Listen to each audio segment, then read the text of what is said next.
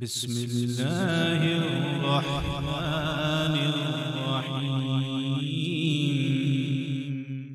السلام عليكم ورحمة الله وبركاته. Eller først, درود السلام. الصلاة والسلام عليك يا سيدي يا رسول الله وعلى آلك وأصحابك يا سيدي يا حبيب الله. Velkommen tilbage til Børneislam TV.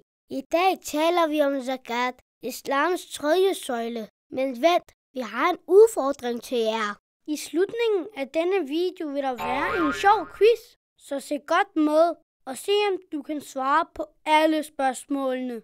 Er du klar? Lad os starte. Zakat er en særlig type velgørenhed. Det er ikke bare en donation, det er en vigtig pligt. Allah subhanahu wa ta'ala har gjort det til islams tredje søjle. Ligesom salat og et fast i ramadan er zakat en måde at komme tættere på Allah subhanahu wa ta'ala og hjælpe andre. Allah subhanahu wa ta'ala fortæller os i Koranen: hold bøn og betal den regelmæssige almisse. Hvad I sender i forvejen for jer selv er det gode, vil I genfinde hos Allah subhanahu wa ta'ala. Allah ser bestemt, hvad I gør. Det betyder, ligesom vi skal bede, så skal vi give zakat, hvis vi kan.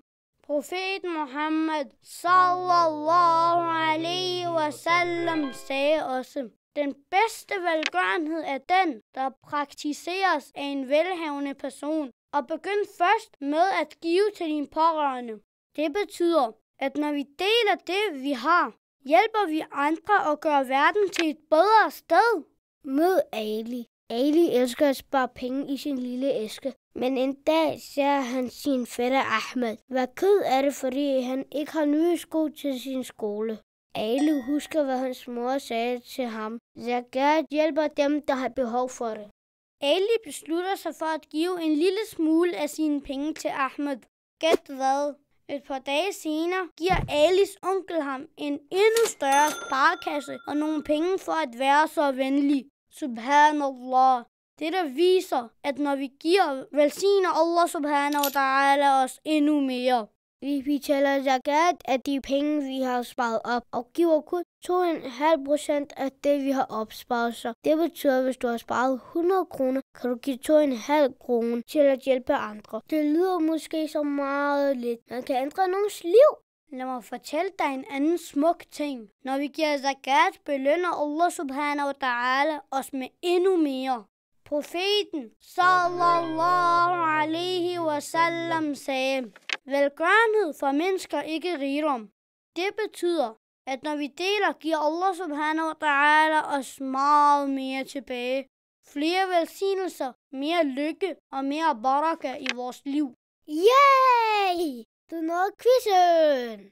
Lad os se, hvor meget du husker om zakat. Vi stiller 7 spørgsmål, og du vælger de rigtige svar. Er du klar? Lad os starte.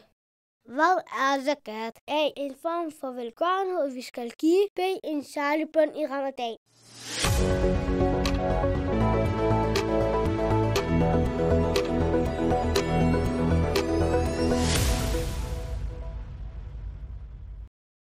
Hvor meget zakat giver vi af vores opsparing? A. 10%. B. 2,5%.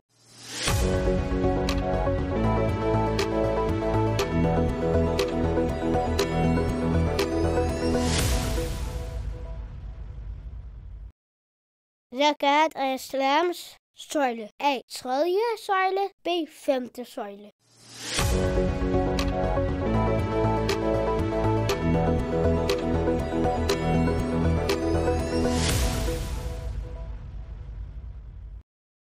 Hvem skal modtage zakat? A. Rige mennesker. B. De fattige.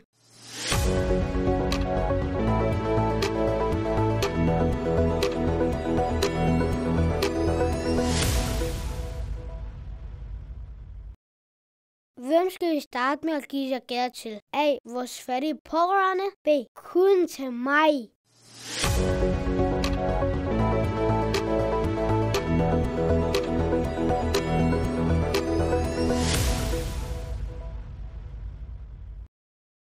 Når vi giver zakat, skal vi være A. glade for at hjælpe andre. B.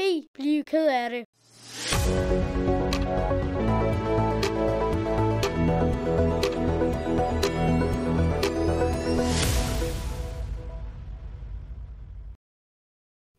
er belønningen for at give zakat? A. Allah giver os flere velsignelser. B. Vi mister alle vores penge.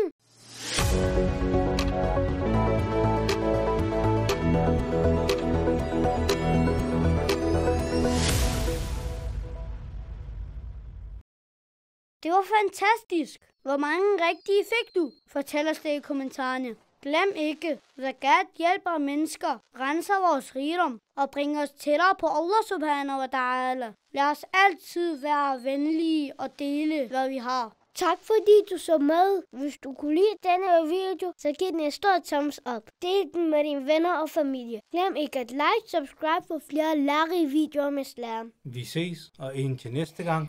Assalamu alaikum wa rahmatullahi.